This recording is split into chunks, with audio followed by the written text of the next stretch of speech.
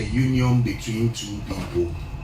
Okay. And it is an institution that God Himself set up for two people to come together in union to create a family, to create a bond between two people, and it is God's ordained. Right. So it means that man did not create marriage. No, man did The not. source. Yeah, Okay. the source of marriage is from God. Okay. So if you read the book of Genesis, marriage started from the book of Genesis, where God created Adam. And the Bible says after God naming all the animals and giving them names and everything, God realized that for Adam there was no companion, there was nobody for him. And so God said that yes, he must create a companion for Adam. So God made Adam to sleep and took the rib and then created a man to also be a help to Adam. So marriage itself started from the Garden of Eden. It was God who ordained and instituted marriage. Yeah. Thank you so much. Thank you. Yes, so if that is the case, if God is the source of marriage, Okay. why do marriages fail? Okay. Now, everything that God creates, the devil also has a counterfeit. Okay. The agenda of the devil is to make sure that marriages fail. And these days you see that there's a lot of divorce in the world. A lot of divorce are happening, and it is becoming so easy to divorce nowadays. You see, God has created the institution, but also the devil also has plans also to make sure he breaks marriages. So even though the institution came from God and God made it, the devil is, we should remember that when God created Adam and Eve, the first thing the devil did was to separate Adam and Eve from God. Okay. Yeah, because they were together and they were having fellowship with God, they were having union with God, and then the devil stepped in to break that union. So always the devil is looking for ways to break that union between man and God. So he comes in and destroys what God has instituted. He was there when God created Adam and Eve. So he knows about marriage.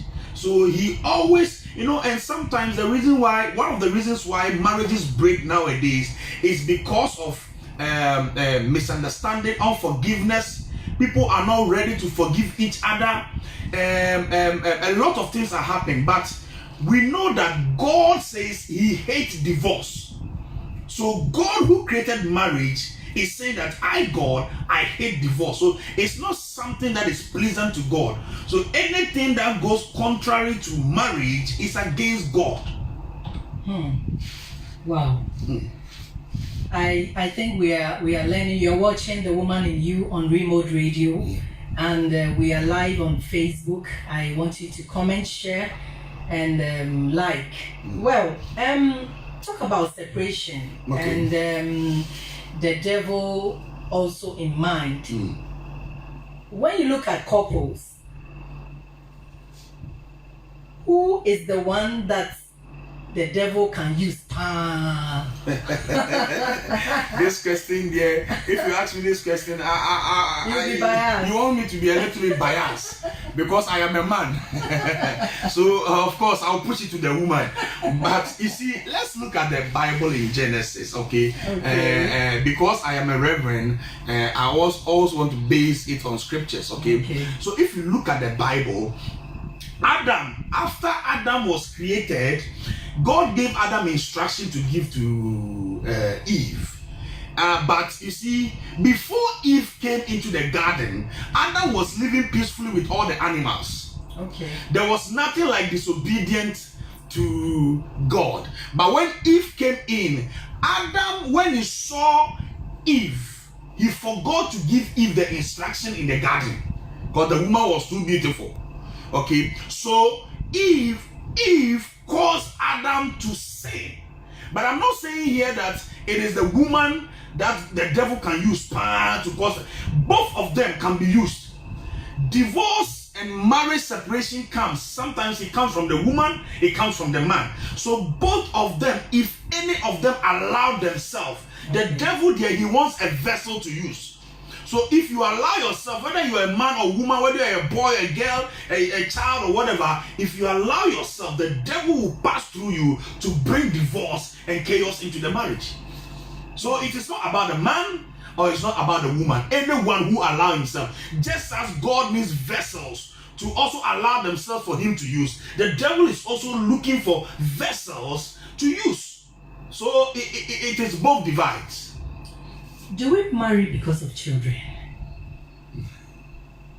Well, I would say we don't marry because of children, but children are part of marriage. Okay. We marry because of one, union, companionship, fellowship, togetherness. That is the reason why we marry. When God saw that Adam was alone, God created Eve for Adam. So we marry for companionship. God needed somebody to be a companion to Adam, because he realized that Adam had created the animals and he knows the animals. I'm sure he plays with the lions, he plays with them, but he realized that Adam was behaving like animal, but he's not an animal, he's a man. Yeah. But he had no man to play with, he had no companion. So God said, let me create a human being for Adam to play with and not the animals. So God created a marriage for companionship, for oneness, for unity, to enjoy the kind of institution God has created. So God created marriage for companionship. Do we have Mr. or Mrs. Right as our life partners? Do we have something Mr. like or Mrs. Right? Yes. In fact, there is no Mr. Right, there is no Mrs. Right. Okay. You know, a lot of people say, I'm waiting for my Mr. Right to arrive. I'm waiting for my Mrs. Right to arrive. There's no Mr. or Mrs. Right. Listen, marriage is two people who have come from two different backgrounds, who have two different views of mind, who have two different attitudes coming together to become one flesh. Now, everybody is coming with their own unique nature or character. So both of the two must complement each other, must work on each other. There is no perfect person on this earth. There's no perfect person. There's no perfect man, perfect woman. If you want a perfect man to marry, then you have to wait. When we all die and we go to heaven, then you ask God for an angel to marry.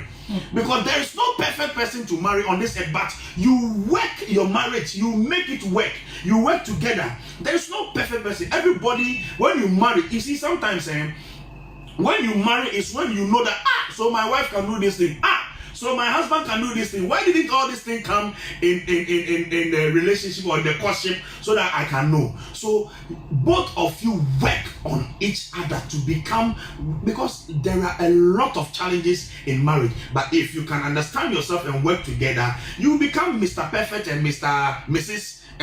Perfect and right in your own sight, in your own eyes. Right. Yeah. So talk of working marriage together. Okay. Can sex be one of them? Ooh. We are talking about marriage and sex on the woman in you. Yeah, I'm very happy to come to this program, The Woman in You, in Real Mode. You see, my specialty is when it comes to sex. It's my specialty. Kaduya Baya. My specialty. You see, right on. One of the things that the devil deceives couple, you see, marriage and sex goes together. Sex has been a topic of discussion in a lot of marriages, and the devil is stealing the joy in marriages by stealing the sex life in marriages. Sex is a connection, it's a bond. The more you have sex with your partner, the more there is this bond. Okay. There is this connection between the two partners. So if there is no sex in marriage, it brings a lot of, in fact, the devil brings a lot of challenges because of sex. A lot of marriages have been broken because of sex. Okay. The man is tired, the woman is not giving sex, the woman is tired, the man comes from work always and is tired. So listen, hey, if anybody, I get even a kinapopo, anybody at all, any carpenter, shoemaker who can satisfy me, I will go. But this thing is, even in church, sex is a challenge. And you see a lot of people going out as Christians and living certain lives that is not helping. So sex is very important to settle the matters in marriage. Sex is very important. God, if it's not important, God will not create it. Yeah. So can we say that lack of sex is the result of adultery in marriage? I will not say lack of sex is the result in total. Okay. I will not say lack of sex is the result, because there are people with their own characters, filthy characters. There are people who, listen, I met a young man. I was going to fix my car, and I met a young man who is married. He's married with children and is working. This guy was too bold to tell me that he's flirting with 3 women. Wow. And so when I told the guy that, listen, I've been married for 8 years, I'm going to 9 years, I've been married and no woman has seen my nakedness, the guy was laughing at me. He said to me, really? I said, yes. He said, are you sure? He said, yes, because to him, it is normal. He's having sex all over. He's having sex with everywhere. Just having sex. So marriage does not stop anybody from promiscuity, and not having sex in marriage is not the reason for all those things. Okay. You see, because your wife, the man, I interviewed him and said, okay, so what you are doing, is it that your wife doesn't satisfy you? He say, use a word, excuse me to use this language. He say, Allah, this woman satisfies me very well. And I said, then why are you keeping all these people? Then he went on further and told me that, hey, you see this lady calling me, I'm also flirting with her, she's in my office. I said, this man, what are you doing? So the wife satisfied him, but he's going out again to have sex outside. So it is not sex, it's not the overall reason why people go out and then have sex outside marriage. So how often can married couples have sex? How often? How often? In fact, to Prophet Emmanuel. In fact, to me, yes. I am very strong. So me, every day, if you give it to me, I will go. What a every day, if you give it to me, I will go. For me, yes. Because you see, there is no clear definition in the Bible or anywhere that states that you should have sex every day or once in a week or once in a month. Of Mami is dead. But you see, one thing about us of Mami, my wife is that she's good. Okay. She's good. Everywhere. Oh, she will destroy you. She will mesmerize you. Good. You yourself, you go run away. Wow. So you see, there's no stipulated time or whatever that you should be having sex. Okay. But as long as you have the strength to do it, it is very good to be doing frequently. Is it advisable that you do it every day?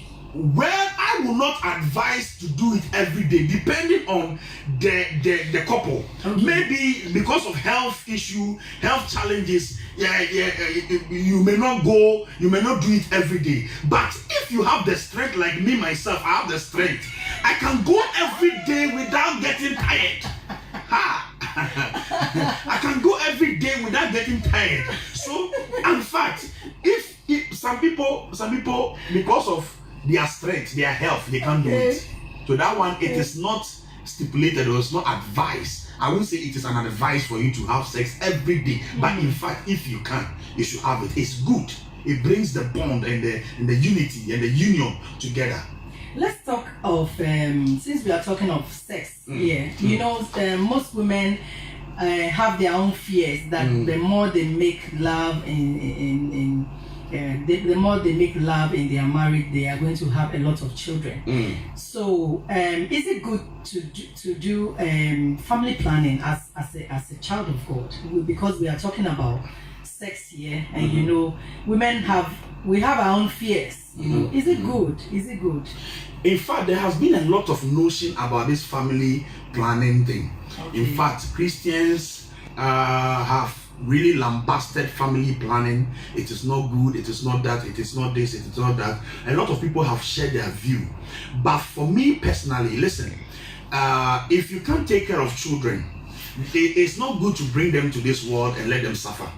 And also, if you do abortion, then it is better you plan your family. It's part of family planning. It's part of planning. Because if I will not plan my marriage, plan my sex life, plan my childbirth life, and I just have children plenty, like 10, 20 children, and I can't take care of them. So for me personally, I don't see planning your birth as a sin. Yeah, because if you look at the Bible, I've not seen a clear scripture that says that if you do family planning, you will go to hell.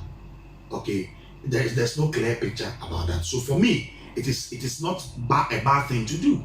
Amen. Amen. Yes, I'm just thinking that,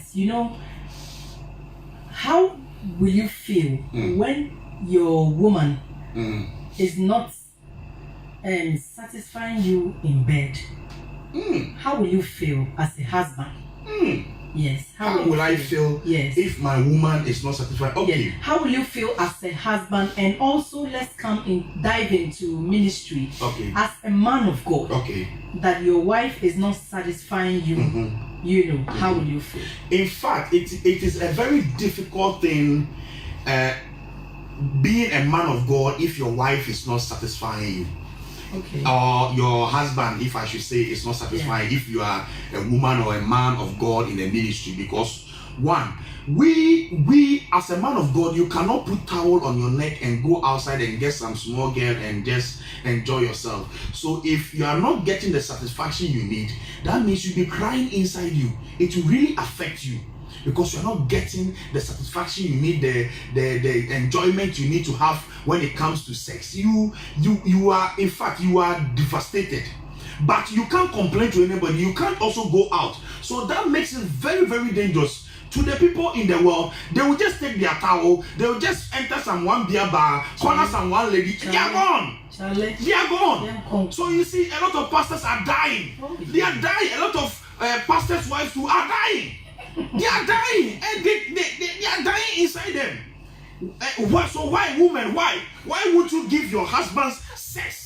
In fact, why won't you give he's a pastor. He has gone to preach and he has come and he's on fire for the Lord and he's on fire in the house. And when he asks you, then why won't you give? Because you are pushing your husband to go and do something else. Okay, now, yes. I don't know, but sometimes some women also complain about one or two things. That sometimes they are men, like when they go out, they come, they are tired, some no sense somewhere, armpit somewhere, and then you want to hug and you want to kiss. Sometimes you're going to choose some money, somewhere with fete, outside. So you got some sometimes you see like the money somewhere in between your teeth and chalet. And the woman is refusing, and she's still saying that these are some of the things why I don't love making love with you. How do you deal with that? In fact, if you're a man or you're a woman and you have such a situation, you must deal with it. Because you see, women are such that things put them off. Okay. If you are coming to a woman and you are going to eat some suya or some balango or some amane and your mouth is smelling jene or some garlic and your mouth is nunu scent and you come, you want to kiss, you want to touch, you want to do listen, if you were a man like that, you have to stop. When you come, you have to freshen up yourself, brush your teeth and be fresh. Listen, my wife, My wife is a typical example. Listen, she has denied me of sex several times. Sometimes you pay me and I'll go and sleep in the couch. Why? And be thinking about my whole self. Why? Because by the time I come home, I am tired and I don't want to bath. I just want to jump on the thing and then do the thing and go. But she's like, no, if you don't bath, you are not going to do it. No contribution, no job. So sometimes I get so annoyed. And sometimes you don't think your man will come. What do you mean? I am the man. Come on, cash in my failure.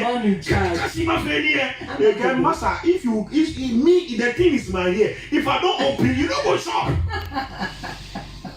You get what I mean? So please, if you are going to eat suya, if you are going to chop something, brush your teeth, put some perfume on your body. My wife likes perfume. It's unfortunate me too, I don't have plenty perfume. Put perfume on yourself. Perfume. If you don't have perfume, bath and put powder on yourself. Saturday night powder. Put it everywhere. Let everywhere smell fine. You are a man. You like in fact all the children should close their ears. You like blowjob, but your place is smelling. Your place is in. Who do you want to put his head there? The head there and do that for you? Oh. Wonderful people. Who want to put this in your mouth there and be doing that for you? Meanwhile, the thing is smelling. Oh, it's not easy. You're listening to Remote Radio. This is the woman in you, and we are having fun learning at the same time. We want to know why the men, what they see in women they don't like, and the topic is marriage and sex. Prophet Emmanuel Ejay. Yes, ma'am. What kind of dressing or costume would you like your wife to wear before bed? Oh, my wife, dear me, I'm in a hurry. I'm not going to describe any dress for you. Be ready. Oh. If you wear pants alone and you sleep, so that when I'm coming, I'm going to run anything. Easy, smooth road. What a shock. Oh, smooth road. Smooth road. The road is clear. It's not that you're going to wear. Okay, you can wear 90. That is, it's plain. Doesn't move you at all. It's plain. It's plain. You see, it's plain like that. You see all the bobbies and everything inside. So when you are lying there and I look at the creation of God and I admire the creation of God and I see all the contours and everything, my God, that is what you should be doing. That is the kind of dress you should be wearing. If you are sleeping on bed with your husband, why will you go and wear jeans? For what? For what? Empty yourself. If you wear G-string, wear it and sleep. Wear something that when I come and I open, it's easy. It's easy. We're having time with the Lady Reverend Eleanor and also with Prophet Emmanuel Ejay, and we are learning a lot. You're watching The Woman in You, and I want to quote something from Maya Angelou. It says, each time a woman stands up for herself, she stands up for all women. And so if you're a woman out there, I want you to know that you can make it. Just stand up for other women. All right. There are lots of women around you, and I know you can make impact. You're watching The Woman in You. We're still on the talk marriage and sex. Is it good to admire somebody? I'm not talking about lust. Is it good for a husband to admire another woman? Admire. Okay. Admiration was placed in us by God. In fact, when God created everything, he said that it was good. He admired his creation. Okay. So for that one, you cannot take it from us as human beings. We see other woman and you admire that, oh, this woman is pretty. Like I can say Mariska is in the studio here. She's a pretty woman with a free conscience, free mind. But if you lustfully admire somebody, that is the how do you call it? The point that it takes you to another level. Okay. But admiring somebody, simply admire. But sometimes you have to be careful where you admire and who you admire. Where and who you admire. Tell us. And in whose company you are. Okay. And in whose company you are and you are admiring. Because listen, one, who you admire. Let's say you are walking in town, or you are in an office, or you are in a place, you are eating with your wife, and then maybe your wife is some chingalinging with some flat bottles and all that, and then you walk and you see a woman with all the curves and everything, and in the restaurant or wherever you are, you turn like that.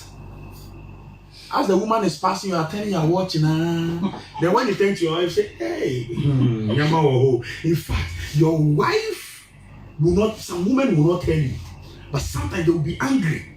They will be silent. So who you admire is very important. Two, where you admire.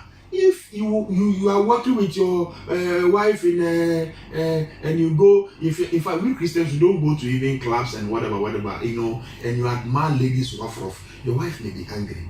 And the third thing I said is what who in whose presence? In your wife's presence or your husband's presence. You talk about even your ex. You talk about your ex that you dated, 4 or 5 exes you dated, and you admire them, and you do this, or you see a lady in the presence of your wife. And I remember one time I heard a man of God saying that when he is driving, he puts his wife's picture in front of his car, and then when the car is passing and he sees another woman and is admiring the woman, then he remember and watch the picture and say, my wife is the most beautiful woman in this world. My mother is the best cook in the world. And so as for we human beings, as far as we are human beings, we will admire. Yeah. But the mindset is what is important. So can it lead to lust? Usha too much, I can lead to lust. Usha you win. Job said, I have made a covenant with my eye once. So the second one. Hey, is a bad look. I'm my pow. Every ocean, Bobby. Want to look at it and check it well. And, but sometimes, Lady Reverend, you can look at it once, but it's wrong. But the eye is open, so no, but somebody's one is wrong. You look at, so I say 130. Me sure we are. If I look at,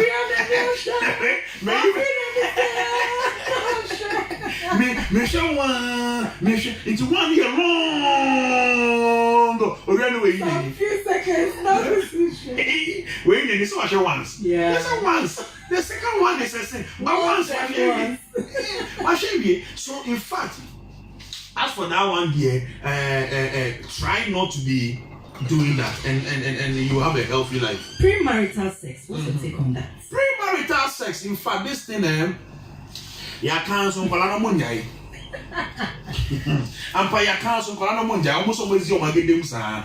Because premarital sex is not good. Prima, se see a kakra na amafo beka you say na manso anhwa meye den hu say garden na befu anamfu so manso anhwe say meye thank you for giving me water. Oh remote, you are good. So manso anhwa meye den hu say this is how it is. But listen, premarital sex has really destroyed a lot of young ladies and young men. Okay. This guy I was talking about that I met in the mechanic shop, he was telling me a story. He said, listen, I wouldn't have said this thing, but I have to say it. He said, when he was young, the mother brought a maid, a lady, into their home. Okay. He said that is the genesis of all his problems. Okay. The lady, not knowing the lady was Shewaga. So as young as he was sleeping with the lady without the notice of his parents. He said he slept with the lady until he grew up. Wow. So as young as he was having an affair with the lady, and the lady was teaching him because he was young. So that thing has affected him mentally, so that he even as he's married, he is still desiring extramarital affairs. Okay. So pre premarital sex, it is biblically, we are talking as Christians, premarital sex, it is not biblical and it is not good because it destroys your foundation. There's pride in having you to be married and you open up your treasures and your husband will pass through the waters. Okay, so friends in marriage. Can you tell us something about that? Friends in marriage. Yes. In fact, in general, if you are married, whether good friend or bad friend, if you are married, you have to be selective of the friends you have. If you are married, as a man or a woman, you have to be selective. One, you can also have a lot of friends who are not married, and the advice they give you is not advice. If you talk about marriage, because they are not married, they don't understand. They are having their life, their free lives, having sex and all that, so they don't see what you see in marriage. Okay. So friends in marriage, one, they are important and they are also not important. Why am I saying this? There are some friends, when they come into your marriage, they make your marriage work. The advice they give you, they help you grow. They help your marriage to stand. They help you a lot. The kind of conversation you have are very helpful advice. But some of them, when you have issue, you tell them, the first thing they tell you, leave that man. Leave that man. He is like this. He is like that. They destroy marriage. So I say, if you are married, you have to be selective. The kind of people who counsel you, the kind of friends you walk with. The Bible says, show me your friend, and I'll show you what? Your character. Yeah. Show me your friend. Show me who you have. Show me your friend.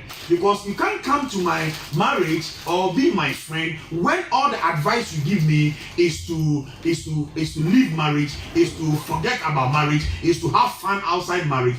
You can't be my friend. How wise can we deal with quarrelsome in-laws? Quarrelsome in-laws, in fact. We're talking about marriage and sex. In fact, it is a very crucial thing. Quarrelsome in-laws. Some of them can even make you die. They can kill you. In fact, but you have to be wise. You have to pray. You have to pray to God. Believe in God and ask the Holy Spirit to help you. Because I've seen a quarrelsome, how do you call it, in-law, very quarrelsome. But this lady took the time, went to God, prayed, and God came through. At the end of the day, they became best of friends. So quarrelsome in-laws, there is something that is pushing the in-law to react. But there is nothing that God cannot do. I will not sit on the radio here and tell you fight with your in-law. No. Because your in-law, whether you are a man or a woman, your in-law is your husband's mother. Yeah. And your wife's in-law too is your wife's mother or father. So you can't they were together when you married. So you can't throw them away. You have to use wisdom and patience and pray that God will come in. Wow. Wonderful. You're watching Remote Radio Online. We're live on Facebook, and you're watching The Woman in You with the Lady Reverend Eleanor and my wonderful guest, wonderful blessed guest, Prophet Emmanuel J. Yeah. On the topic marriage and sex. I believe you've learned a lot, and we'll be coming your way another time. But I want Reverend Prophet Emmanuel to tell me this. You know, some women feel shy to be highly skillful in bed because they think their husband will call them prostitutes or what's say, hey, but you so you did a long time. It means that you did that. It's a powerful point you have. Yeah. I'd like to talk about that. You see, when you are married, you are not in boyfriend-girlfriend relationship. You see, when sometimes you are in boyfriend-girlfriend relationship, you do things. When you are married to your husband. And when you are having sex, God is very, very happy because He doesn't signal God that you are sinning. Okay. But rather, you have obeyed the word of God. Listen, ladies who marry and they think that when I do something, my husband will think I'm a sport person. You be there, don't do it. Some small nyanga girl, some small nyanga girl will catch your husband, and the kind of things he will do to your husband, you know it all, but you are not doing it so that for your husband to like it. But some nyanga school girl will dribble your husband, and you'll be in trouble. So when you are married, open up, enjoy it. It is your privilege, your right. Enjoy every skill you have to do, but please don't be doing certain skills. Listen, you want to turn the person's head and put it on the ground. Why is he woman? Is he Tony? Allow me. You see, me. Let me tell you something. I won't go far. I will give you my experience. Go far. My experience. My wife, when I married, in fact, I was doing missionary alone. Every time missionary crucify me, oh, crucify me.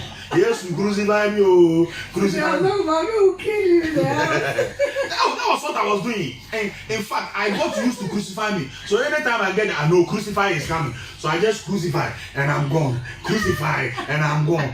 But in fact, recently, okay. Recently,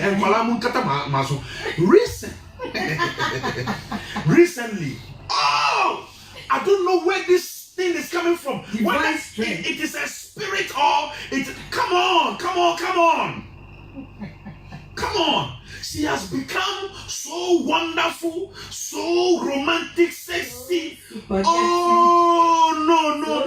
I remember one day, in fact, I told her we will not do that thing again because the way she was whining me. Oh jeez. Wow. So you know, I look at her and I said to her, so all these things again. So why is all this thing not coming out? All this thing from day one we got married, it was in you. You knew all this thing. Was she feeling shy? She was feeling shy. Yeah. She was feeling like, hey,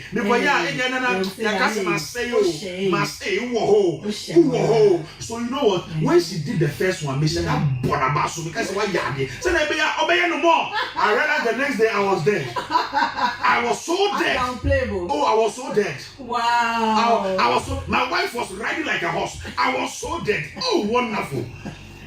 Wow. People, I hope you enjoy and learn a lot.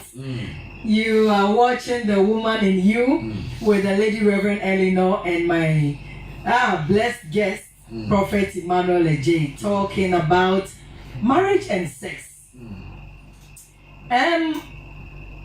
Your last words.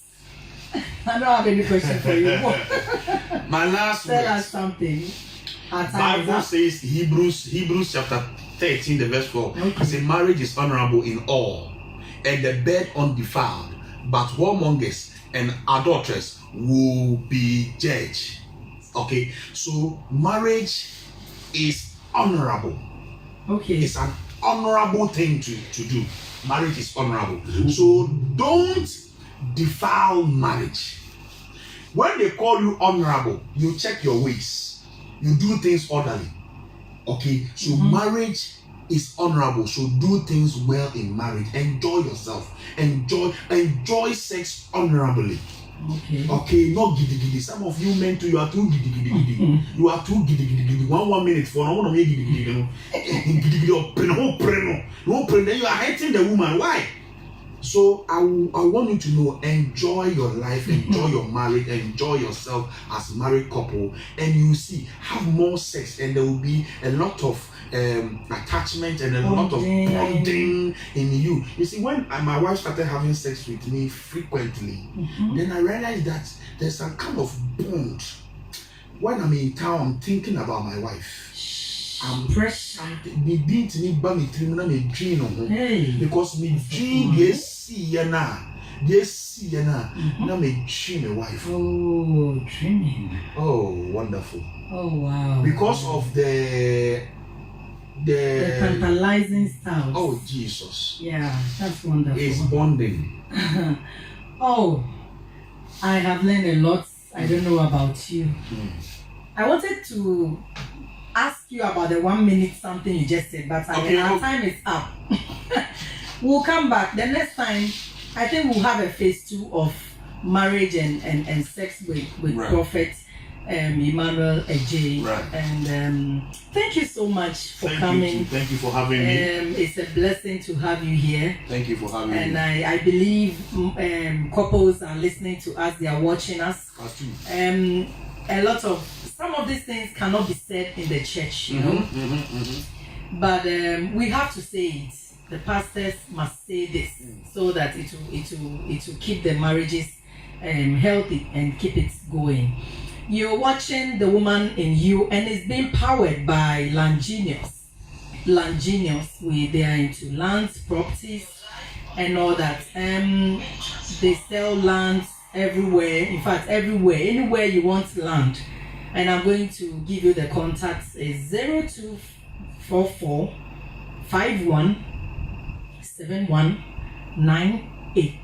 0244 51 7198. And also being sponsored by Ayeyi Designs. You can have everything you want from Ayeyi Designs.